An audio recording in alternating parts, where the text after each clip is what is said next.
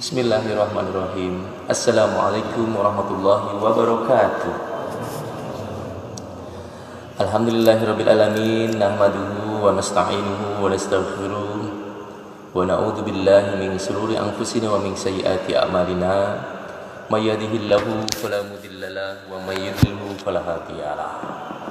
Rabbi shrah li sadri wa yassir li amri wahlul 'uqdatam min lisani yafqahu qawli, amma ba'du. Bismillahirrahmanirrahim. Rabbi habli minas sholihin. Fabasyarnahu bihulamin halim. Falamma balagha ma'ahu sa'ya qala ya bunayya inni ara fil manami anni adbahuka fanzur madza tara. Qala ya abati if'al ma tu'maru satajiduni insyaallahu minas sabirin. Wa qala aidan bismillahirrahmanirrahim. Inna a'tainakal kautsar fasholli li rabbika wanhar inna syani'aka huwal abtar. Wa qala Nabi Muhammad sallallahu alaihi wasallam inna ma bu'istu li utammima makarimal akhlaq.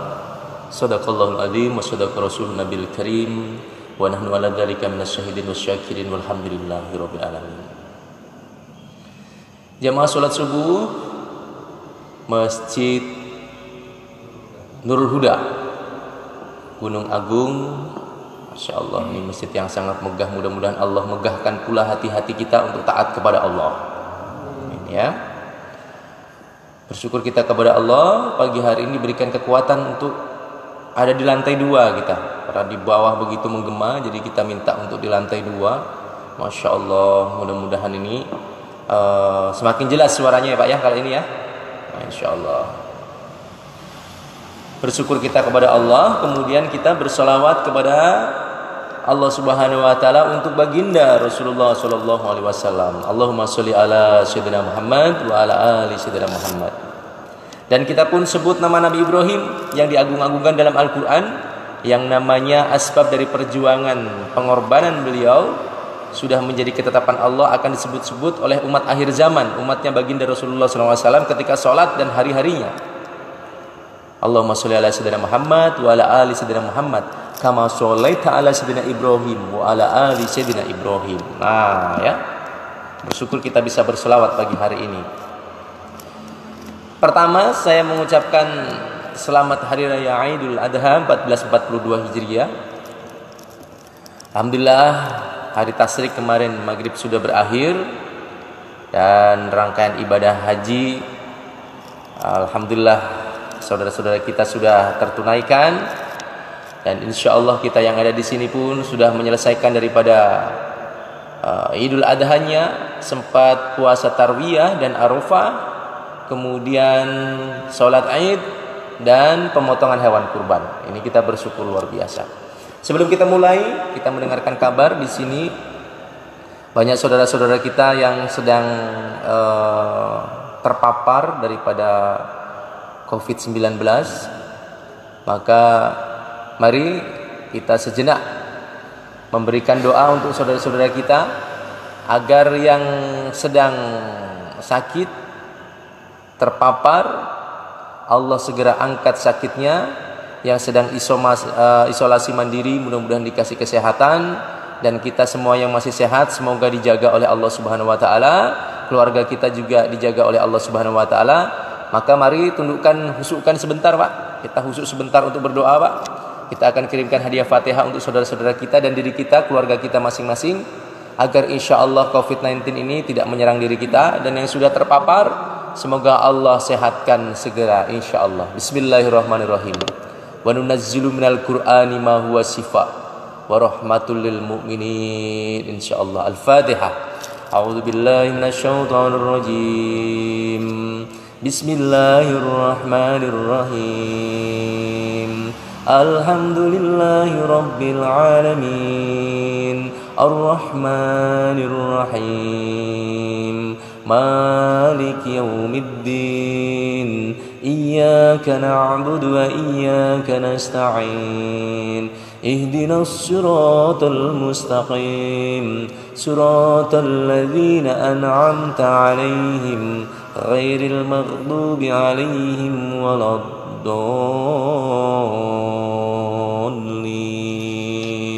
Amin. Insya Allah ini jadi asbab sembuhnya saudara-saudara kita yang sedang sakit, dan kita semuanya terlindungi mendapatkan benteng dari Allah Subhanahu wa taala agar terhindar dari COVID-19 yang dahsyat ini. Ya. Pagi hari ini topik kita insya Allah adalah sakinah, bahagia, romantisme keluarga Ibrahim, dan hikmah daripada kurban menurut surat Nuh. Insyaallah kita akan coba bahas pagi hari ini. Kita akan coba kupas agar topik-topik kita berkaitan dengan rumah tangga sakinah dan kaitan dengan kurban ini bisa kita ambil ibrah pelajarannya dari kisah Ibrahim alaihissalam. Ya. Kemarin Idul Adha di sini pasti membahas tentang Ibrahim dan Ismail, betul ya? Pasti ya, karena memang itu topik utamanya yang dibahas, yang digagas setiap kali khutbah pasti itu. Nah, kita mau mengambil hikmah pelajarannya dari ini semuanya apa? Bismillah, izin saya mengungkap sedikit tabir di dalamnya berdasarkan analisa saya, berdasarkan pengamatan saya, berdasarkan kitab-kitab yang saya baca, dan berdasarkan pula dari ayat-ayat Al-Quran yang kita bisa baca, bisa kita baca terjemahnya, bisa kita artikan, bisa kita tafsirkan bagi orang-orang yang mampu menafsirkan. Dan kita bisa baca dari ahli-ahli tafsir beberapa poin-poin penting yang akan kita coba dapatkan yang mungkin belum terkupas dalam kehidupan sehari-hari kita. Yang pertama, kaitan dengan rumah tangga sakinah, kaitan dengan harta yang kita punya. Ibrahim alaihissalam ini adalah orang yang mulia, yang penuh dengan ujian. Satu, keluarga yang hebat harus diuji. Ya Pak ya, Ibrahim ini keluarga yang hebat, keluarga yang dahsyat, maka dia diuji. Ujian pertama yang kita pernah mendengar adalah bahwasannya Nabi Ibrahim dilahirkan dari keluarga yang ayahnya pembuat berhala. Kita pernah dengar ya Pak ya, ayahnya sendiri yang membuat berhala tersebut, yang dijadikan sebagai Tuhan. Kebayang nggak? Anak pasti nurut sama orang tuanya, ya kan? Sementara orang tuanya adalah orang yang membuat berhala. Kebayang nggak bagaimana beratnya Ibrahim ujian pertamanya? Tapi sebagai seorang anak, Nabi Ibrahim tetap taat kepada Allah Subhanahu wa taala dengan hormat kepada orang tuanya. Nah, ini poin pertama, bahwasanya ujian pertama dimulai ketika Ibrahim masih menjadi seorang anak, diuji ayahnya tidak dalam ketaatan kepada Allah. Nah, ini contoh. Jadi kalau bapak-bapak masih kecilnya dulu ada ujian yang terlalu berat, ini bakal menjadi orang yang besar berikutnya. Nah, kan coba ditengok Pak, waktu kita masih zaman SD, SMP, SMA lah, kira-kira dalam keluarga kita sendiri merasakan ujian itu atau tidak? Kalau kita merasakan ujian itu, insya Allah kita calon pemimpin, calon orang besar, calon orang yang mampu besar di kedepannya. Ini contoh satu. Yang kedua, ujian ketika beliau dibakar oleh Namrud. Ini ujian besar pula ini Pak. Bayangkan Pak, Namrud itu membakar daripada Ibrahim, tidak seolah-olah langsung dicemplungkan begitu saja, tidak. Namrud itu menyalakan apinya dalam sebuah kisah 40 hari 40 malam untuk membakar ini yang namanya Ibrahim alaihissalam. Jadi nggak sembarangan api Pak. Nah, kalau api biasa mungkin kayak orang-orang debus itu masuk ke dalam api nggak kebakar seperti itu ya. Ibrahim tidak Pak, 40 hari 40 malam. Yang ketika dilemparkan Ibrahim ini Pak, tidak langsung dilemparkan, menggunakan ketapel. Saking panasnya sekitarnya, tidak mampu itu. Dahsyat nggak ini? Jadi bukan api sembarang api Pak. Nah, maka masuklah Ibrahim, bardan wassalaman ala Ibrahim. Didinginkan sama Allah, diberikan keselamatan. Kenapa? Karena memang sudah diberikan mujizat pertolongan oleh Allah Subhanahu wa taala, keampuhan daripada ketaatannya kepada Allah sehingga beliau diangkat sebagai seorang nabi. Yang kita dengar bagaimana risaunya burung pipit ya. Burung pipit itu ngambil air, kebayang nggak? Dirisaukan itu, ditiupkan di apinya, diambilnya lagi, ditiupkan lagi, diambilnya lagi sedikit demi sedikit, ditiupkan lagi. Sehingga ketika ditanya, kenapa engkau wahai burung pipit, alangkah kecilnya paruhmu ini, manalah bisa memadamkan Ibrahim itu apinya sebesar itu. 40 hari 40 malam dinyalakan. Apa kata burung pipit? Ini dengarkan pelajaran buat kita, Pak. Aku hanya tidak ingin ditanya, apa yang engkau lakukan saat Ibrahim dibakar dulu? Apa yang engkau lakukan? Aku enggak melakukan apa-apa ya Allah, aku enggak mau. Risau ini, burung ini nyemprotin itu walaupun hanya sakserit. Risaunya begitu luar biasa tinggi. Maka bagaimana kondisi sekarang ini? Pada saat umat Islam banyak dizolimin, kita jangan diam saja. Ini hikmahnya. Kita hanya harus punya risau. Minimal kita ikut mikir, gimana ini selesai. Ya, umat Islam dizolimin ini bagaimana terselesaikan? Minimal dengan doa-doa kita. Itu selemah-lemah daripada perbuatan kita. Jangan anteng saja nggak mau melakukan apa-apa sehingga malah ngeledek seperti cicak. Yang cicak itu diledek itu, makanya cicak itu boleh kita bunuh. Kenapa? Karena dia ngelewein lah burung pipit tersebut. Apa kamu tuh pit? Manalah bisa madamin itu api sebesar itu, seperti itu ya. Makanya cicak boleh kita bunuh. Sunnah Rasulullah kalau melihat cicak itu dibunuh. Kenapa? Karena memang salah satu hewan yang pernah ngeledek daripada baginda agung Ibrahim alaihissalam. Ini hikmah ya. Berikutnya hikmah berikutnya. Nah, ini yang paling penting, Pak. Ini pelajaran berharga buat kita. Coba kita tengok. Ketika kita mencintai sesuatu, maka hal yang kita cintai itu akan menjadi ujian berat buat kita. Tengok. Sekali lagi. Kalau kita terlalu mencintai sesuatu, maka cinta kita terhadap sesuatu tersebut akan menjadi ujian yang begitu berat kepada kita. Ibrahim alaihissalam, mohon maaf nih Pak, ini orang yang kaya Pak. Kita pernah dengar kisahnya Ibrahim ya. Beliau menyedekahkan kalau nggak salah 3.000 ekor kambing, 1.000 ekor sapi, 300 ekor unta untuk dikurbankan. Karena beliau banyak harta dan beliau tidak terlalu cinta Pak terhadap harta tersebut Pak. Dianggapnya biasa saja. Nggak ngefek gitu loh.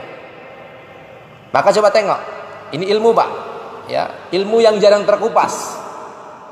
Ketika kita mencintai harta terlalu sangat, maka harta itu enggan untuk datang kepada kita. Tapi kalau kita tidak mencintai harta tersebut, maka janji Allah, siapa yang tidak mencintai sesuatu terlalu sangat, hanya Allah aja dalam hatinya, maka Allah akan buat harta benda itu mengejar-ngejar kita dengan cara yang hina. Ini Pak, kalau mau menarik harta, jangan terlalu cinta terhadap harta Pak. Maka harta itu akan datang dengan hina kepada kita, minta rengek-rengek diambil. Bisa dipahami di sini Pak? Kenapa kita susah sekarang mendapatkan harta? Karena kita terlalu cinta terhadap harta tersebut. Seperti Nabi Ibrahim alaihissalam. Apa jawab Ibrahim? Kalau harta saya nggak ada masalah. Kalau bahasa kita sekarang ini, nggak ngefek sama saya harta. Begitu mungkin kata Ibrahim. Jangankan kok harta, saya ini yang diinginkan ini anak. Nah inilah yang dicintai sama Ibrahim. Yang saya inginkan ini adalah anak, putra, generasi penerus perjuangan kenabian. Ibrahim, Masya Allah, begitu cintanya kepada anak keturunan. Maka yang dibuat susah mendapatkan apa? Anak keturunan Pak. Bisa difahami di sini Pak? Ibrahim tidak terlalu cinta dunia. Dunia ngejar-ngejar dia. Ibrahim cintanya kepada keturunan karena khawatir tidak ada generasi penerus daripada anak keturunannya kenabian. Maka itu yang dibuat ujian sama Allah, sehingga dibuat susah keturunannya, susah mendapatkan keturunan. Ilmu besar buat kita Pak. Maka ketika Bapak sekarang kita semuanya mengalami kesusahan, kenapa hartaku tidak datang? Kenapa ini kok tidak datang langsung kepada kita? Harta ini kenapa tidak jadi milik kita? Aset ini kenapa belum menjadi milik kita? Padahal sudah menjadi milik kita, tapi tidak bisa kita nikmatin karena kita terlalu cinta terhadap harta tersebut. Bisa dipahami Pak? Coba nafikan itu. Nafikan. Kalau bahasa dalam dakwah itu nafi isbat. Dinafikan itu semuanya. Ini harta ini titipan Allah. Sudahlah. Serah-serah Allah sudahlah. Kalau emang milik saya, rezeki saya akan balik ke saya. Enggak, sudahlah, milik saya sudah. Saya serahin semuanya sama Allah. Dinafikan ini Pak. Maka harta ini akan mengejar-ngejar kita. Tapi kalau hati kita masih cenderung cinta terhadap harta tersebut, kepingin banget mendapatkan harta tersebut, dia akan menjauh dari sisi kita. Bisa diambil Pak, poin pentingnya Pak di sini Pak. Ya. Jadi kalau kita ingin mendapatkan sesuatu, nafikan itu. Nanti yang kita nafikan akan mengejar-ngejar kita dengan cara yang hina. Seperti Ibrahim menafikan itu harta benda. 3.000 ekor kambing, 1.000 ekor sapi, 300 ekor unta, sudah. Jangankan kok cuma kambing, sapi, unta. Kalau saya punya anak saja, kata Ibrahim alaihissalam, akan aku kurbankan untuk Allah Subhanahu wa taala. Tuh ya. Dia punya cinta yang begitu tinggi, ada yang lebih tinggi saja, dia berani untuk mengorbankan, itu janji nazarnya. Nah, jadi Ibrahim ini kepingin punya anak juga dinisbatkan untuk Allah Subhanahu wa taala, bukan hanya untuk dirinya sendiri. Begitu ya. Maka mari kita coba tengok kisah daripada Ibrahim yang kita paham, yang tadi saya sudah baca di awal. Surat Asy-Syaffat ayat 99. Wa qala inni dzahibun ila rabbi sayahdin.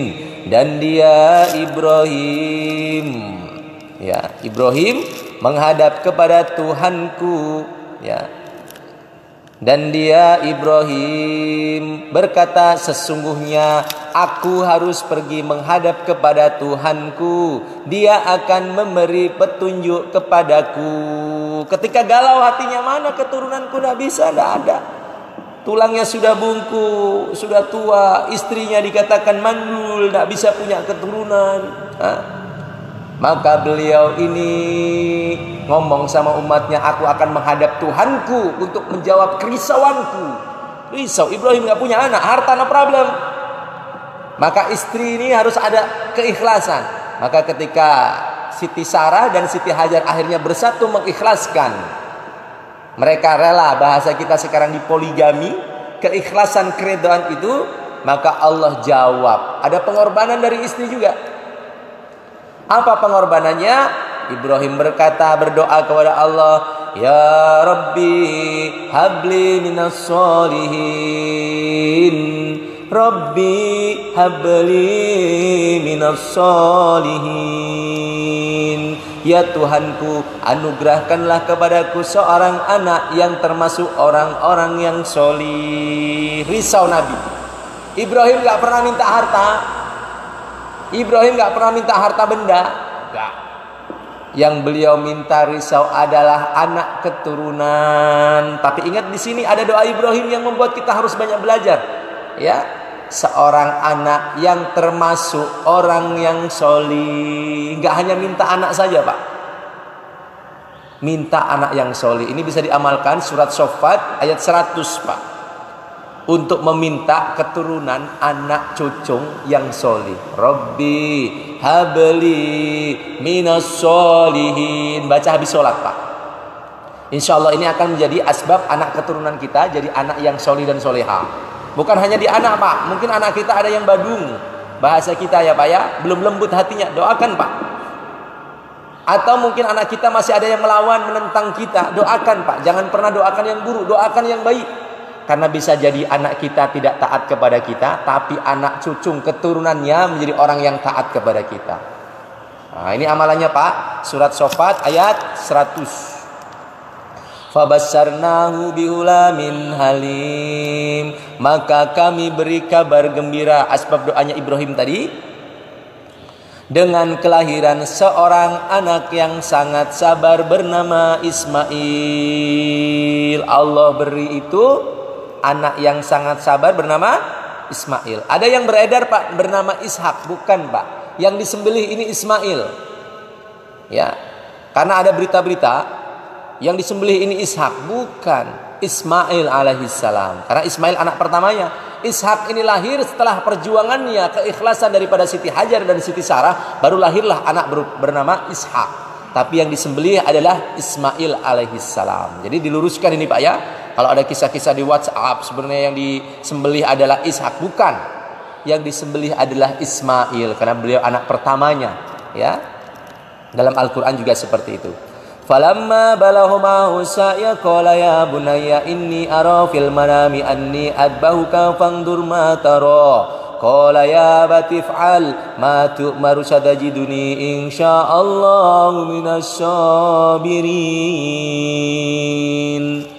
Coba Pak, ini ketika kita punya anak, doa minta anak yang solih.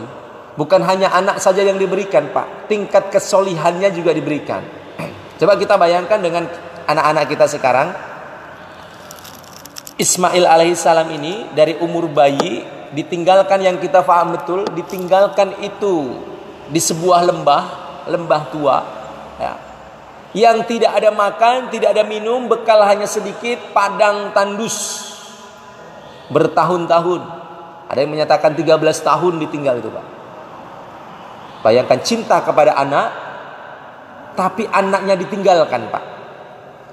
Mungkin kalau kita sekarang menganggapnya kok zolim amat, punya anak lama nggak punya anak, tiba-tiba punya anak ditinggalin lagi. Ditinggalinya di padang pasir lagi, di padang yang tandus lagi. Sebagian orang mengatakan zolim. Tidak, Pak. Ketika perintah Allah ini ditetapkan, maka apapun yang dicintai ditinggalkan untuk perjuangan daripada baginda Rasulullah Ibrahim alaihissalam.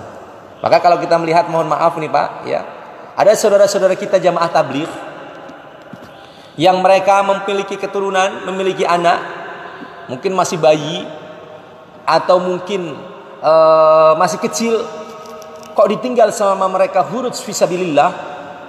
Kalau ada yang mengatasnamakan orang lain, misalkan mengatakan itu zolim kepada keluarganya, Pak, tolong hati-hati, jangan langsung menjudge seperti itu.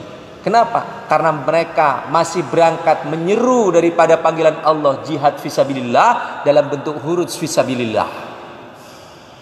Kenapa? Karena mereka berharap juga seperti Ibrahim alaihissalam, ketika ditinggalkan beberapa tahun, dikatakan riwayat ada yang sampai dengan 13 tahun, berharap agar anak keturunannya ini menjadi anak-anak yang soli dan soliha.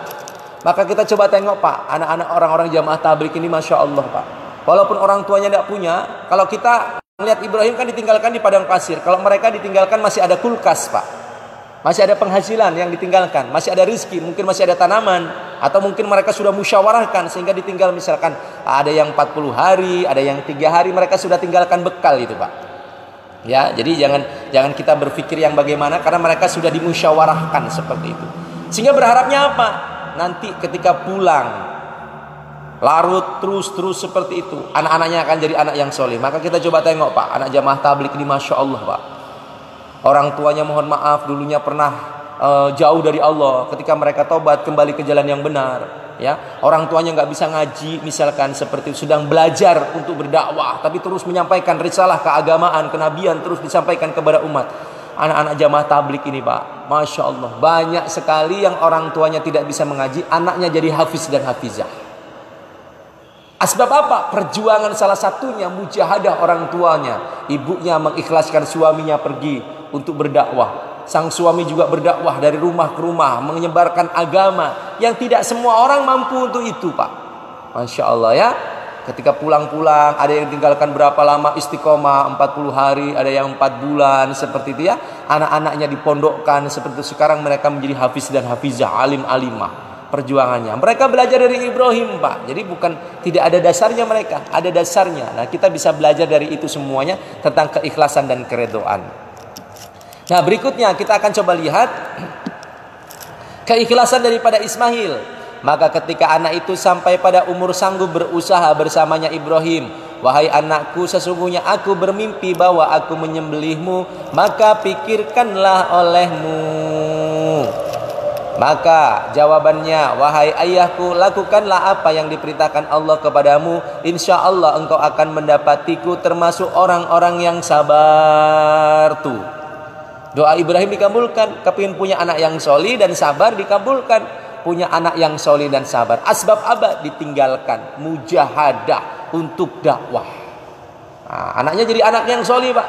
Jadi jangan risau Pak. Jadi kalau ada tetangga Bapak, misalkan mereka mohon maaf jamaah tabligh, meninggalkan anak istrinya, kok Bapak kok melihat di sekelilingnya mereka mengalami kekurangan, mereka sedang ditarbiyah itu Pak.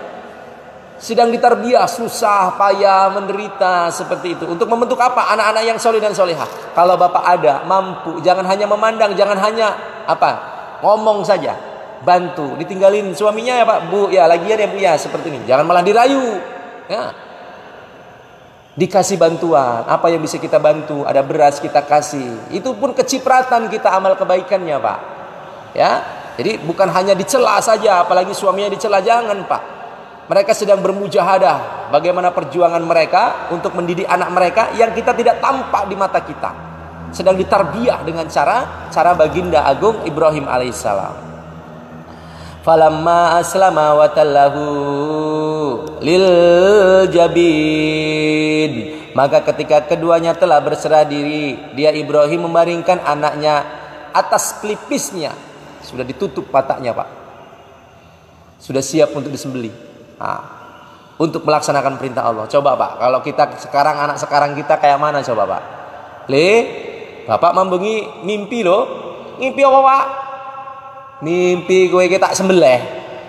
Kira-kira anaknya jawab apa? Sebelum saya disembelih, Pak, tak sembelih dulu, Bapak.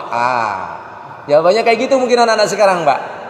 Beda dengan Ismail, Pak, keikhlasannya. Oh begitu ayah, apakah itu perintah dari Allah Subhanahu Wa Taala? Ya, ini wahyu dari Allah Subhanahu Wa Taala. Apa jawab Ismail? Laksanakan, Pak, nggak apa-apa. Insya Allah engkau akan dapati aku jadi anak yang solih. Bayang, Pak, ikhlasnya mereka. Kalau anak sekarang, ya Allah, gimana coba, Pak? Maka kita ikutin ini cara Ibrahim. Nggak sampai di kita, Pak, ajarkan kepada anak cucu kita, Pak, agar mereka memiliki anak-anak yang keturunannya benar-benar profesional, ya, keturunan yang betul-betul jos seperti itu, ya. Maka ketika sudah hampir, Pak, pedang Ibrahim ini, Pak, pedang Ibrahim ini tajamnya. Kalau Suratno mungkin menyampaikan lah, ya, kalau untuk ngiris batu itu seperti ngiris kue, Pak. Kebayang nggak tajamnya pedang Ibrahim ini seperti apa? Ngiris batu nih, kayak gergaji kita ngiris batu itulah kira-kira. Tapi ini pedang, kekuasaan Allah kan. Tapi di lehernya Ismail, ya, ditumpulkan oleh Allah Subhanahu Wa Taala. Apa jawab Allah Subhanahu Wa Taala dipanggil? Wa nadinahu ayya Ibrahim. Lalu kami panggil dia Ibrahim. Wahai Ibrahim, dipanggil. Hei Ibrahim, bahasanya kayak gitulah. Qad sadaqtar ru'ya inna kadzalika najjil musinin. Sungguh engkau telah membenarkan mimpi itu. Jadi kalau mimpi daripada baginda Nabi, ini adalah perintah dari Allah Subhanahu Wa Taala, nyata. Sungguh demikianlah kami memberi balasan kepada orang-orang yang berbuat baik. Jadi kalau mimpinya para nabi, ini sebuah kebaikan, kenyataan yang harus kita ikutin. Dan nyata, ternyata itu perintah betul dari Allah Subhanahu Wa Taala, ru'ya. Sekarang siapa penerus nabi? Ulama. Al-ulama warasatul anbiya. Kalau ada seorang ulama bermimpi, tapi ulama yang benar, ya, Pak, ya, ulama yang lurus, ulama yang taat kepada Allah, mereka bermimpi, mimpinya ini disampaikan kepada kita, maka kita juga insya Allah bersiap-siap untuk percaya kepada mimpi ulama tersebut. Karena bisa jadi itu adalah bagian daripada apa yang dikabarkan oleh Allah Subhanahu Wa Taala. Kalau mimpi-mimpi kita ini, kalau mimpi Suratno ini, ya, belum ada apa-apanya kita ini, Pak, masih terus belajar kita, ya. Maka mimpi itu ternyata sebuah kenyataan. Inna hadza lawal balaul mubin. Sesungguhnya ini benar-benar suatu ujian yang nyata. Ibrahim diuji sama Allah, ya. Fabadainahu bidzibhin adzim, dan kami tebus anak itu dengan seekor sembelihan yang besar. Diganti, Pak. Perjuangan Ibrahim diganti. Anaknya yang harus disembelih akhirnya kibas. Kibas ini seekor domba yang besar, Pak. Ya. Kalau kita dari arah Madinah, atau kita pas lagi city tour, kalau kita perjalanan dari Jabal Rahmah, kita keluar pulang menuju ke arah Mekah, Pak, itu sebelah kiri atas pojok, itu ada namanya Jabal Kurban, Pak. Kalau tour leadernya atau mutawifnya yang handal, mereka akan mengatakan dan memberitahu, Pak, tengok sebelah kiri, Pak, pojok atas, Pak. Kita akan tengok tuh. Dari mobil biasanya berhenti, atau kalau sambil jalan biasanya ditunjukkan sama mutawifnya. Itu, Pak, yang namanya Jabal Kurban. Jabal Kurban, disitulah Ibrahim alaihissalam membaringkan anaknya yang bernama Ismail untuk disembelih. Ada, Pak, tubuhnya seperti Jabal Kurban. Terlihat dari jalan raya itu, Pak, Jabal Kurban itu. Maka pada saat itu istrinya Siti Hajar, ya, memberikan bontot sebelum berangkat itu, Pak, memberikan bekal. Maka sampai dengan sekarang tugas seorang istri ini sebenarnya kalau mau pergi kemana-mana diberikan bekal suaminya, supaya nggak gampang jajan di luar. Ya, ketika diberikan bekal, Ini tidak dimakan oleh Ibrahim. Begitu syahdu dan harunya, sedih anaknya kalau mau dipotong, nggak dimakan. Ya. Ini yang menyebabkan asbab sunnah kita pada hari raya Idul Adha itu, kita tidak makan dari mulai subuh pagi, ya kan, sampai nanti selesai sholat Idul Adha, sampai penyembelihan hewan kurban, dikatakan demikian. Kenapa? Karena mengikuti baginda agung Ibrahim alaihissalam. Beliau tidak makan bontotnya itu, bekalnya tadi itu tidak dimakan. Maka begitu sudah selesai dari penyembelihan yang diganti dengan kibas, baru mereka sarapan bersama-sama. Nah, ini bagian ya Pak ya. Keberkahan daripada kisah daripada Ibrahim alaihissalam. Di sini ada Pak beberapa hal yang kita coba ambil kesimpulan juga. Dikatakan ketika sudah ditebus dengan seekor sembelihan yang besar, wa tarokna alaihi fil akhirin, dan kami abadikan untuk Ibrahim pujian di kalangan orang-orang yang datang kemudian kita Pak. Tadi sholat subuh kita sebut nama Ibrahim ya, Nabi kita ya. Kama sholaita ala Sayyidina Ibrahim wa ala ali Sayyidina Ibrahim fil alamina innaka hamidum majid. Salamun ala Ibrahim. Selamat sejahtera bagi Ibrahim. Kita doakan itu untuk Nabi Ibrahim. Asbab apa? Keikhlasan perjuangan daripada keluarga Ibrahim. Siti Sarah, Siti Hajar rela berbagi suami Pak. Ikhlas, ridho. Ibrahim juga berlaku adil, memuliakan istrinya. Maka Allah berikan Ismail, anak yang soli. Setelah itu lahir lagi Ishak. Masya Allah. Asbab apa? Mau berbagi cinta kasihnya karena Allah. Sekarang ini poligami susah dilakukan. Kenapa? Karena mereka yang dicintai bukan Allahnya, para istri bukan dicintai Allahnya, yang dicintai suaminya, sehingga mereka susah untuk berbagi Pak. Tapi kalau sudah istri ini sadar, oh iya ini perintah Allah, ini sunnah baginda Rasulullah, bukan hanya untuk itu nafsu, tapi malah untuk menundukkan nafsu suaminya, ridho dia, sabar dia, ikhlas dia, maka dia akan rela berbagi Pak. Berbagi 2, 3, 4. Ini diperbolehkan dalam Islam. Hanya memang istri susah Pak untuk sampai di tingkat itu, karena memang pahalanya luar biasa besar. Seperti itu ya. Nah, kemudian kadzalika nazil musinin, demikianlah kami memberi balasan kepada orang-orang yang berbuat baik. Innahu min ibadinal mu'minin, sungguh dia termasuk hamba-hamba kami yang beriman. Wa basyarnahu bi Ishaq nabiyyam minas sholihin, dan kami beri dia kabar gembira dengan kelahiran Ishak, seorang nabi yang termasuk orang-orang yang solih. Di sini Pak, terbantahkan orang-orang yang mengatakan bahwasanya yang dipotong itu, yang disembelih itu Ishak. Terbantahkan. Kenapa? Karena kisah yang tadi diceritakan adalah Ismail. Baru setelah keikhlasan itu terjadi, perjuangan pengorbanan itu terjadi, barulah lahir ini yang namanya Ishak. Berarti bukan Ishak yang dipotong ya Pak ya. Bisa difahami sampai di sini Pak. Tolong dibantu dijelaskan kepada teman-teman kita. Kalau ada yang ngeyel, yang dipotong itu bukan Ismail, Ishak. Ini Pak. Ternyata Ismail kisahnya sudah selesai, keikhlasan sudah terbentuk, sudah dipuji-puji sama Allah, barulah lahir anak berikutnya bernama Ishak sebagai seorang nabi.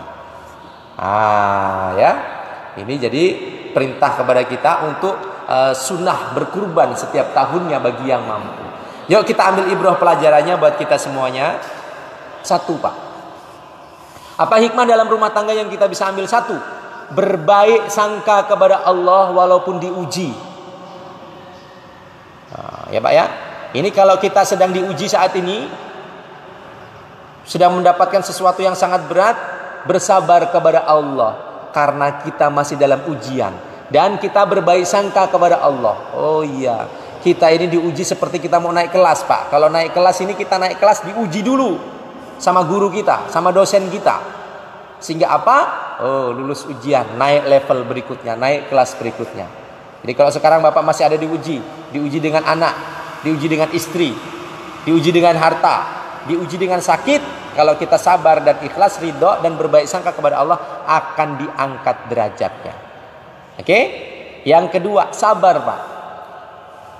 Kalau mendapatkan sesuatu ujian dari Allah Subhanahu wa taala ini sabar. Bisa jadi apa yang kita tidak suka ini kebaikan dari Allah Subhanahu wa taala. Dan apa yang kita suka bisa jadi mudarat dari Allah Subhanahu wa taala, Pak. Maka apa ketetapan Allah? Kita sabar menghadapinya. Ya. Yang kemarin sakit, sempat sakit, gak enak badan, ujian Pak, untuk kita membuat sadar. Begitu sudah sembuh, misalnya bisa jadi kita disadarkan sama Allah. Masya Allah, kita dikasih kesempatan untuk menghirup udara sehat lagi ya, masih bisa ibadah lagi, sehingga kita kuat. Ya Allah, jangan kasih kendor saya untuk ibadah. Begitu selesai sembuh, dia taubat, bisa jadi seperti itu. Ya. Yang ketiga, ini Pak, prinsip Pak, bersedekah. Jangan menunggu kaya baru bersedekah, tapi teruslah bersedekah sampai kita kaya. Kalau kita sekarang miskin, banyaklah sedekah. Gimana mau sedekah Ustaz? Wong saya miskin. Sedekah Pak, itu sebagai mahar kita untuk kaya.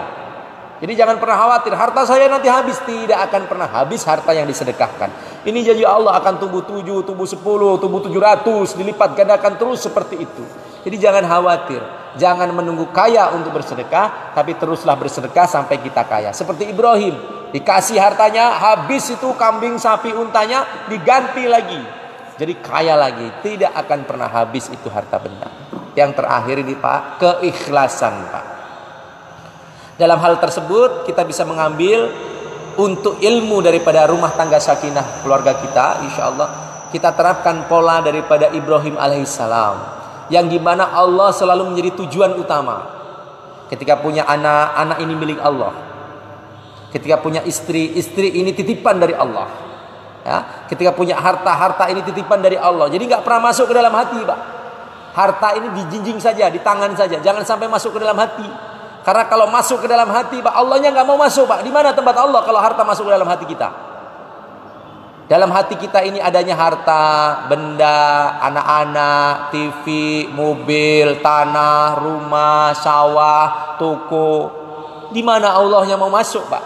Sehingga sholat, ketika kita sholat yang diingat hanya harta, benda. Kenapa seperti ini? Kenapa seperti itu? Kenapa? Allahnya nggak ada dalam hati, Pak. Maka kita coba keluarkan kebesaran makhluk dari hati kita, dan kita masukkan kebesaran Allah dalam hati kita. Kita genggam saja Pak harta benda kita ini. Apa yang kita cintai di benda saya, di tangan saja. Jangan sampai masuk ke hati. Kapan sewaktu diambil sama Allah, mudah kita untuk melepas. Maka coba orang meninggal dunia itu Pak, tangannya yang genggam kayak manapun lepas semuanya Pak.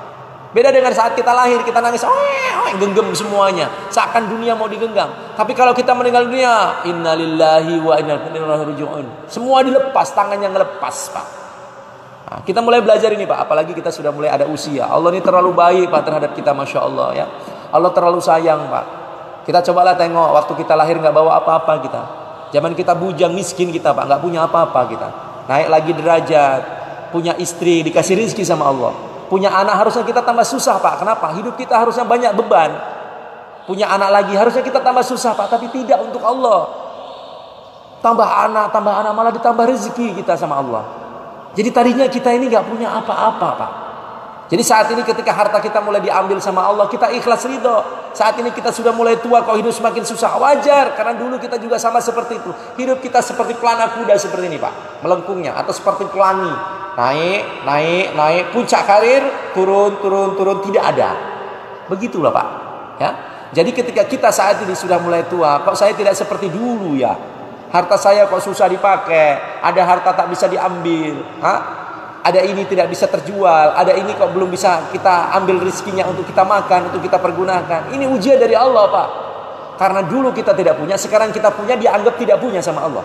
Supaya kita menafikan itu semuanya, melepas itu semuanya. Ada orang hutang sama kita, kok nggak bisa kita tagih? Ini ujian dari Allah. Bahwasanya kita pun pernah merasakan susah, memberikan kepada orang lain, minta kepada orang lain, kita pun susah untuk membayar waktu itu. Maka gantian Allah menguji diri kita. Ada orang hutang kepada kita, kita susah ambil. Beginilah cara Allah membuat kita hidupnya dewasa, sampai nanti betul-betul ikhlas. Ya Allah, aku ikhlas ya Allah. Itu utang sama orang, itu utang sama saya, nggak bisa saya ambil, saya ikhlasin sama Engkau ya Allah. Biar nanti aku tagih di akhirat saja. Untuk tabungan kita di akhirat. Siapa tahu di akhirat kita masuk neraka, kita bisa punya itu. Prinsip sama Allah. Ya Allah, aku masih punya utang yang belum dibayar sama dia ya Allah. Jadikan itu sebagai pahala untukku. Ada titipan Pak, pahala kita. Aku punya harta yang belum bisa terjual ya Allah, tapi nanti kalau terjual bisa jadi sama anak-anakku dijadikan sebagai tempat pondok pesantren, ya, duafa, yatim piatu. Ya Allah, itu tabungan buat kita. Itu Pak cara Allah. Jadi Allah ini terlalu sayang Pak kepada kita Pak. Masya Allah. Allah yang maha penyayang, Allah yang maha baik kepada kita ini. Kita syukuri dengan sebetul-betulnya syukur, ya. Terus yang terakhir Pak, hikmah terakhir daripada Ibrahim alaihissalam ini, kita memiliki keturunan, anak, istri, ini yang terkadang belum sesuai dengan keinginan kita Pak. Ada istri yang mungkin belum taat sepenuh hati kepada kita. Ada anak yang mungkin masih keras hatinya, belum taat, belum hormat kepada kita Pak. Saya sarankan kepada kita syukuri Pak. Kenapa? Kalau mereka masih seperti itu, masih bisa ngelawan kita, masih bisa nentang kita, artinya mereka masih ada di tengah-tengah kita Pak. Masih hidup di tengah-tengah kita Pak. Karena banyak saudara-saudara kita yang pagi hari ini berkumpul bersama keluarganya, siang hari mereka terpisah Pak. Siang hari masih berkumpul, malam hari terpisah. Kenapa? Meninggal dunia karena COVID-19 Pak. Asbabnya karena penyakit yang lain. Maka ketika keluarga kita ini sekarang masih ada, masih bisa bercengkrama dengan kita, terkadang masih beda pendapat dengan kita, masih berselisih paham dengan diri kita, syukuri Pak. Itu tandanya mereka masih hidup di tengah-tengah kita. Dan kita menjadi pribadi yang bersyukur. Allah terlalu baik terhadap kita. Di antara ribuan, jutaan manusia mungkin saat ini seluruh dunia yang meninggal dunia karena COVID-19, kalau dikumpulin mungkin jumlahnya sudah sangat banyak sekali, jutaan kali Pak ya. Dunia ini ya, karena di Indonesia sudah beberapa puluh ribu, belum negara-negara yang lain seperti itu ya. Bisa jadi sudah jutaan tingkat di dunia ini yang meninggal dunia asbab COVID-19 ini.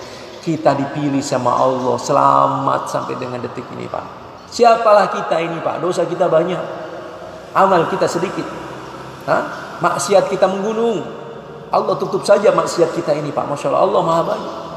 Tapi Allah kasih kesempatan kita bernafas lagi setiap paginya, masih ada lagi nafas, masih ada lagi nafas, bersyukur. Alhamdulillah.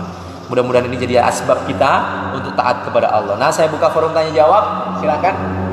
Kalau ada bertanya tentang kisah Ibrahim, kaitan dengan Ibrahim, tentang masalah ujian dan poin-poin penting berkaitan dengan rumah tangga sakinah, saya akan buka forum tanya jawab. Monggo dipersilahkan kalau ada.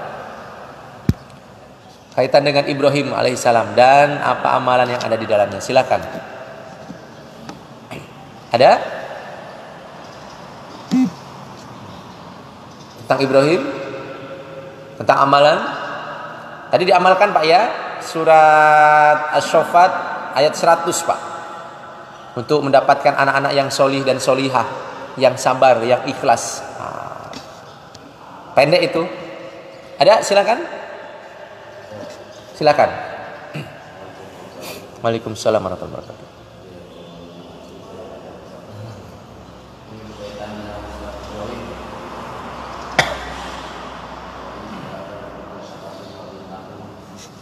Boleh diulang Pak? Ya.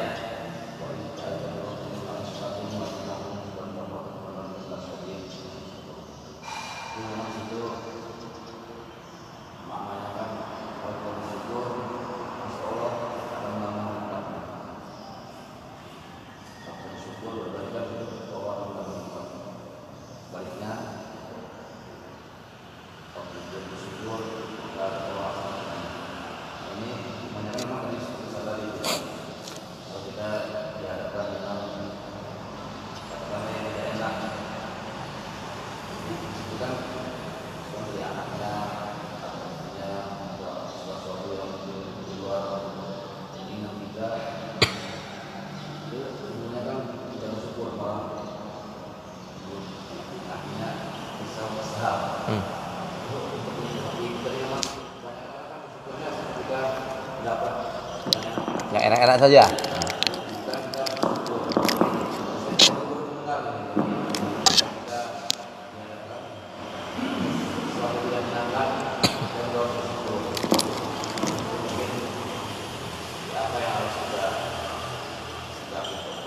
Baik.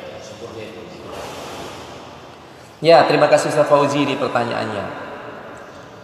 Allah kan sudah firmankan kepada kita, la in syakartum la azidannakum wa la in kafartum inna adzabi lasyadid. Poinnya di situ ya Pak ya. Kalau kita bersyukur ditambah nikmatnya, enggak bersyukur azabku sangat pedih. Sekarang pertanyaannya, tadi Ustaz sudah sampaikan, Bagaimana cara mensikapi rasa syukur kita ketika mendapatkan ujian yang berat kepada Allah? Misalkan tadi anak tidak taat, istri belum taat. Bagaimana menyikapinya? Inilah Pak yang namanya ujian Pak. Beratnya kita mendapatkan kebaikan itu di situ. Memang berat. Kenapa? Karena memang berpahala dan hadiahnya surga. Dan akan ditambah nikmat sama Allah. Maka tidak semua orang mampu untuk itu Pak. Banyak orang yang bersyukur ini pada saat senang saja. Kasih rezeki yang banyak, alhamdulillahirabbil alamin. Ya bagus, memang harus bersyukur. Dikasih istri yang soleha, alhamdulillahirabbil alamin. Kasih anak-anak yang soleh, alhamdulillahirabbil alamin. Tapi sebaliknya, ketika mendapatkan istri yang belum baik, anak-anak yang belum taat, terkadang banyak orang yang tidak bersyukur. Karena di sini letak ujian Pak. Seharusnya yang kita amalkan adalah alhamdulillah ala kulli hal. Segala puji bagi Allah untuk segala sesuatu. Alhamdulillah segala sesuatu, segala macam perbuatan, segala apa yang kita rasakan kita syukuri alhamdulillah. Ini Pak. Maka sering-sering ucapkan alhamdulillah ala kulli hal. Alhamdulillah ala kulli hal. Hah? Untuk semua hal kita syukurin Pak. Ya. Menyikapinya bagaimana ketika mendapatkan ujian, punya anak kok belum lembut hatinya, belum sepenuh hati sesuai dengan keinginan kita. Nafikan Pak. Nafikan. Ya Allah, anak ini tidak akan bisa memberikan kebahagiaan. Hanya Allah yang mampu memberikan kebahagiaan. Anak dan istri ini memberikan kebahagiaan berhajat kepada Allah. Allah Subhanahu wa taala tidak berhajat kepada anak dan istri untuk memberikan kebahagiaan kepada kita. Jika Allah berkehendak dengan anak dan istri, Allah mampu berikan kebahagiaan kepada kita. Ya. Nah, ini nafi isbatnya. Tapi jika Allah berkehendak dengan anak dan istri, Allah mampu tidak memberikan kebahagiaan kepada diri kita. Nah, ini mungkin yang dirasakan Pak. Ada anak, ada istri, ada harta, tapi tidak memberikan kebahagiaan kepada kita. Maka kita ambil poinnya. Hanya Allah yang mampu memberikan kebahagiaan kepada diri kita. Kalau kita sudah bisa nafikan ini Pak, Masya Allah Pak. Apa yang ditetapkan kepada Allah, kita akan ridho dan ikhlas seperti Ibrahim.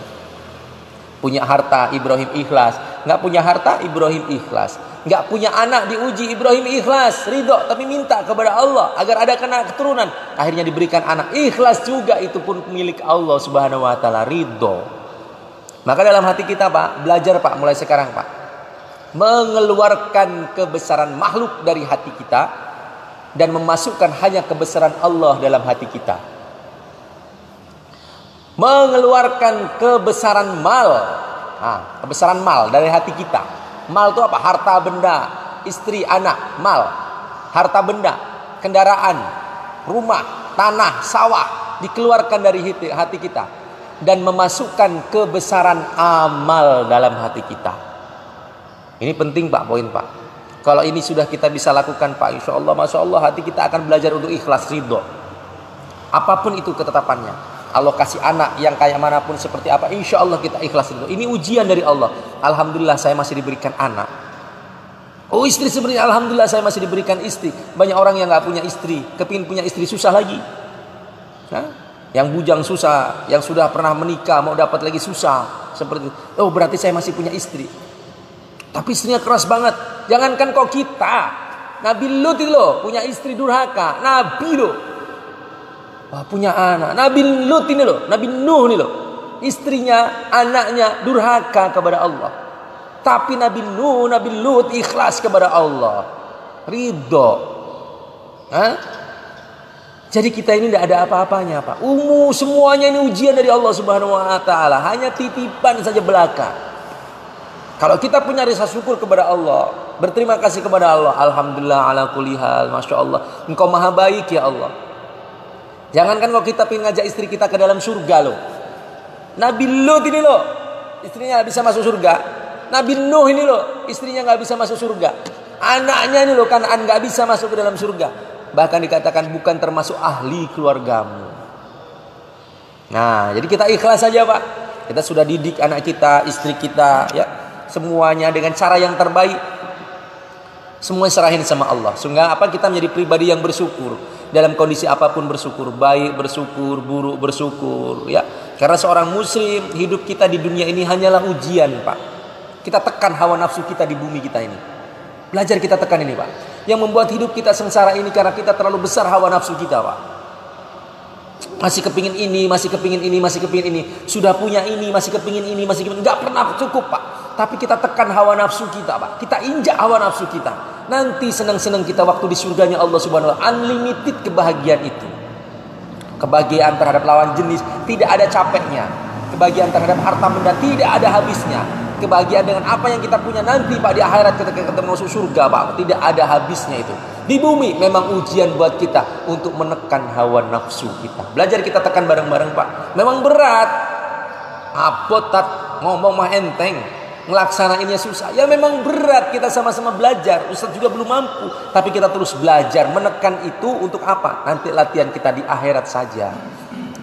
Mendapatkan itu semuanya. Kalau ini dilakukan, Pak, insya Allah hari demi hari, waktu demi waktu, mudah-mudahan kita dikasih kesempatan untuk lebih baik lagi. Begitu Ustaz Fauzi ya, menyikapinya insya Allah dengan cara yang ikhlas dan ridho. Satu lagi, Pak, ya Isra insya Allah segera tiba. Silakan satu lagi, Pak. Waalaikumsalam.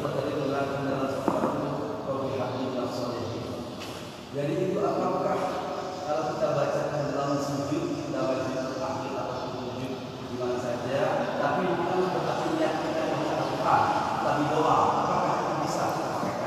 Ya, kalau Robbi habli minas solihin, ya Allah berikan kami keturunan yang solih. Apakah ini bisa kita baca pada saat sujud kita? Tapi bukan termasuk ke dalam kategori ini, berkaitan dengan hukum ya Pak ya. Berkaitan bukan dengan membaca Al-Qur'annya di dalamnya seperti itu, tapi niat berdoa di dalamnya, tapi jangan sampai masuk ke dalam rukun. Karena ini akan masuk ke dalam rukun nanti malah merusak. Nah, bagaimana cara membacanya? Bolehkah kita baca pada waktu sholat? Boleh, Pak. Di mana letaknya? Pada saat sujud terakhir. Kenapa banyak orang-orang yang sujud ini berkaitan dengan doa, Pak ya, berkaitan dengan sholat, berkaitan dengan hukum sahnya, Pak. Jadi jangan sampai merusak, Pak ya. Kalau berkaitan dengan sholat, syarat rukun tidak boleh ditambah-tambah. Tapi kita mendengar para ulama kita pada saat sujud terakhir, coba tengok, ada kan imam yang sujud terakhirnya lebih panjang dibandingkan sujud sebelum-sebelumnya, betul? Inilah Pak, disitulah letak waktu yang cukup mustajab untuk kita berdoa. Maka setelah subhana rabbiyal a'la wa bihamdi, subhana rabbiyal a'la wa bihamdi, subhana rabbiyal a'la wa bihamdi, boleh kita berdoa yang lainnya, Pak. Termasuk di dalamnya Robbi habli minas solihin, karena waktu yang mustajab untuk berdoa. Silahkan, Pak. Karena dalam sholat ini juga isinya doa. Maka saya sarankan jangan pas ruku, sujud itu baca itu jangan, tapi pas sujud terakhir sebelum salam, duduk salam. Terakhir itu kan ada sujud yang panjang itu. Nah, manfaatkan itu untuk berdoa dan baca Robbi habli. Ibu yang baru datang, selamat datang Bunda. Terima kasih sudah menyiapkan sarapan pagi untuk kami. Sebentar lagi insya Allah kami santap dengan lahap insya Allah ya. Terima kasih. Apa amalannya, Bu? Ini kami tadi membahas tentang Ibrahim, kisah Ibrahim alaihissalam yang mendatangkan keikhlasan untuk rumah tangga, sakinah mawaddah warahmah. Salah satunya boleh dibuka nanti amalan buat ibu, buat bapak, surat Asy-Syaffat ayat 100. Robbi habli minas solihin, dibaca sehabis sholat atau pada waktu sholat di sujud akhirnya, biar memiliki anak keturunan yang solih. Ibrahim alaihissalam anak keturunannya ini dari Nabi Ismail, ini lahir nabi-nabi sampai Nabi Muhammad SAW. Lahir anak-anak yang solih, Pak. Asbab perjuangan pengorbanan tadi itu rela berbagi, istrinya dua berbagi, ya kan? Suaminya ikhlas berbagi, rela meninggalkan anak istrinya dengan cara ridho taat kepada Allah. Allah berikan ini anak-anak yang solih yang keturunannya jadi nabi sampai baginda Rasulullah SAW. Jadi pertanyaannya Pak bagus, boleh Bapak baca insya Allah tidak akan menyalahi kodrat. Baca Robbi habli minas solihin di sujud paling akhir sebelum duduk.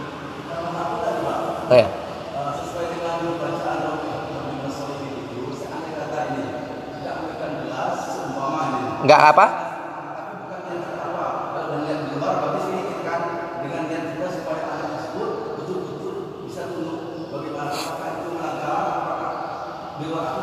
Dijadikan sebagai amalan.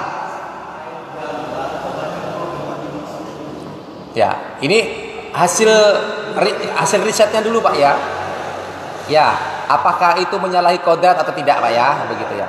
Jadi Robbi habli minas solihin ini jadikan para ulama ini jadikan sebagai amalan Pak. Mohon maaf. Ini jadikan amalan sampai dari sekarang. Boleh ini didawamkan, ya kan? Sebagai doa kepada Allah. Caranya metode masing-masing. Ada orang yang habis sholat, ada orang yang sujud terakhir, ada orang yang saat tahajud berdoa, ada orang yang punya rencana. Ya Allah, anakku ya Allah ini ada air putih ya Allah. Aku bacakan, Robbi habli minas solihin ya Allah, jadikan anak yang solih, diminumkan kepada anaknya. Ini ikhtiar Pak, bentuk ikhtiar kita. Pertanyaannya bolehkah itu? Jangankan Bapak, saya sendiri melakukan itu. Saya dipahami di sini Pak. Ada orang datang ke rumah saya, Ustadz, anak saya kok keras hatinya, kecanduan gadget, kecanduan judi online, kecanduan film porno. Bagaimana nih Ustadz, saya sudah nasihatin malah berantem dengan saya, nggak karu-karuan. Izin Ustadz bantu doakan. Ayo Bu, kita doa bareng-bareng, ya kan? Kita doa bareng-bareng. Saya minta ini air minum Bu, doa dari ibu yang paling khusus. Kita doa bareng-bareng. Mudah-mudahan jadi asbab anak ini jadi anak yang soleh. Nanti dikasih ke anaknya. Kalau ada anaknya, nak minum ini nak. Kita ikhtiar bareng-bareng nak. Ya, mudah-mudahan ini asbab. Jangan yakin kepada airnya, syirik kita. Yakin kepada yang menciptakan air. Bahwa air ketika didoakan partikelnya berubah seperti kristal. Ya Pak ya. Jadi ketika didoakan yang baik, partikelnya jadi baik. Nah, maka Bapak Ibu boleh juga mengamalkan. Bacakan sholawat nariyah, kemudian bacakan Robbi habli minas solihin, baca Al-Fatihah, An-Nas, Al-Falaq, Al-Ikhlas, diruqyah airnya. Kemudian diminumkan. Insyaallah itu pun akan jadi asbab kebaikan untuk anak-anaknya. Begitu ya Pak ya. Jadi insyaallah tidak menyalahi Pak. Insyaallah. Karena saya juga insyaallah melakukan hal tersebut untuk berbagi. Ya, berkahlah. Kalau masalah dikabulin itu udah urusan Allah, tapi ikhtiar kita punya jalan masing-masing. Insyaallah demikian. Cukup ya, insyaallah ya. Insyaallah mohon maaf tidak bisa dilanjutkan pertanyaan yang lainnya lagi karena memang keterbatasan waktu kita sudah masuk waktu Isra pas dan panitia juga sudah menyiapkan sarapan subuh pagi hari ini. Mudah-mudahan kita diberikan kesehatan keberkahan. Dan kita coba tengok sama-sama Pak. Sehari tiap hari ini banyak pengumuman di masjid-masjid saat ini Pak. Bukan pengumuman untuk mengumandangkan sholat azan saja, bukan Pak. Pagi pengumuman innalillahi wa inna ilaihi raji'un, siang innalillahi wa inna ilaihi raji'un, sore malam kadang-kadang kayak gitu Pak. Maka kita banyak-banyak rangkul keluarga kita yang rukun-rukun sama keluarga Pak, sama istri, sama suami, sama anak-anak yang guyup rukun. Hari ini masih bisa kita peluk, hari ini masih kita bisa pegang tangannya Pak. Siang belum tentu Pak, sore belum tentu, malam belum tentu. Maka mari kita sama-sama bergandengan tangan untuk mewujudkan rumah tangga yang sakinah mawaddah warahmah, saling mencintai, menghargai, menyayangi dan menghormati sehingga rumah tangganya bisa tertib, bisa rukun, bisa dibawa sampai di jannah surganya Allah Subhanahu wa taala. Yuk kita sama-sama berdoa, mudah-mudahan Allah berikan kemudahan keberkahan kepada kita semuanya. A'udzubillahi minasyaitonir rajim. Bismillahirrahmanirrahim. Allahumma shalli wa sallim ala sayyidina Muhammad wa ala ali Muhammad. Allahumma shalli wa sallim ala sayyidina Muhammad wa ala ali sayyidina Muhammad. Allahumma shalli ala sayyidina Muhammad wa ala ali sayyidina Muhammad. Rabbana dhalamna anfusana wa illam taghfir lana wa tarhamna lanakunanna minal khasirin. Rabbana la tu'akhidhna in nasyina aw akhtana. Rabbana wa la tahmil 'alaina isran kama hamaltahu 'alal ladzina min qablina. Rabbana wa la tuhammilna ma la taqata lana bihi. Wa'fu 'anna waghfir lana warhamna anta maulana fansurna 'alal qaumil kafirin. Rabbana hab lana min azwajina wa dhurriyyatina qurrata a'yun waj'alna lil muttaqina imama. Rabbi hablana ya Allah minas sholihin. Ya Allah anugerahkan kepada kami anak yang soleh ya Allah. Jadikan rumah tangga kami ya Allah seperti rumah tangga Ibrahim, Siti Hajar, Siti Syarah, Ismail dan Ishak ya Allah. Tumbuhkan ke dalam hati-hati kami ya Allah sifat kasih sayang, kelembutan hati, rasa bersyukur, rasa terima kasih, rasa berbagi dan rasa mau mencintai sesama ya Allah. Ya Allah anugerahkan kepada kami anak-anak yang soleh ya Allah. Rumah tangga yang sakinah mawaddah warahmah ya Allah. Kau berikan kepada kami kerukunan ya Allah. Jauhkanlah rumah tangga kami dari konflik ya Allah. Jauhkanlah kami dari hati-hati yang keras ya Allah. Lembutkanlah hati-hati kami ya Allah. Pandang kami untuk mampu berkurban di tahun yang akan datang ya Allah. Banyakkan harta kami untuk bersedekah ya Allah, untuk taat kepada Engkau ya Allah. Jangan cintakan kami kepada harta benda, anak istri kami ya Allah. Terlalu sangat melebihi cinta kami kepada Engkau ya Allah. Izinkanlah Engkau dalam hati kami selama-lamanya ya Allah. Dan izinkanlah ya Allah kami mampu mencintai Engkau sepenuh hati ya Allah. Ya Allah, kabulkanlah permohonan kami ya Allah. Mudahkan segala urusan kami ya Allah. Terimalah segala amal perbuatan kami ya Allah. Sehatkan saudara-saudara kami yang sedang sakit. Lindungi diri-diri kami ya Allah dari COVID-19 ya Allah. Dan jauhkanlah kami dari bala yang besar serta fitnah akhir zaman ini ya Allah. Mudahkan urusan kami dan izinkan tahun yang akan datang ya Allah. Kami mampu berangkat ke tanah suci melaksanakan ibadah haji dan umrah yang sempurna ya Allah. Kabulkanlah, mudahkanlah ya Allah. Banyakkan rezeki kami ya Allah. Rabbana arinal haqqa warzuqna tiba'ah wa arinal batila batila warzuqna ijtinabah. Ya Allah, jagalah agama kami ya Allah, bangsa kami ya Allah dari keburukan ya Allah. Berikan kepada kami pemimpin yang baik ya Allah. Pemimpin ya Allah yang senantiasa sayang kepada rakyatnya ya Allah. Kabulkanlah, mudahkanlah ya Allah. Rabbana atina fid dunya hasanah wa fil akhirati hasanah wa qina adzabannar. Bi fadlika subhana rabbika rabbil izzati amma yasifun. Assalamu alaikum warahmatullahi wabarakatuh. Demikian Bapak Ibu sekalian, terima kasih sudah mendengarkan dan terima kasih juga buat sahabat-sahabat yang ada di Facebook, YouTube yang siaran langsung pagi hari ini. Mudah-mudahan sehat, berkah, dan kita semuanya terjaga dari fitnah akhir zaman dan COVID-19. InsyaAllah. Mohon maaf lahir batin. Selamat Hari Raya Idul Adha. Billahi taufiq wal hidayah. Wassalamualaikum warahmatullahi wabarakatuh. Kita tutup dengan doa kifarah majelis. Subhanallah wa bihamdihi, subhanallah wa bihamdika, asyhadu an la ilaha illa anta, astaghfiruka wa atubu ilaik.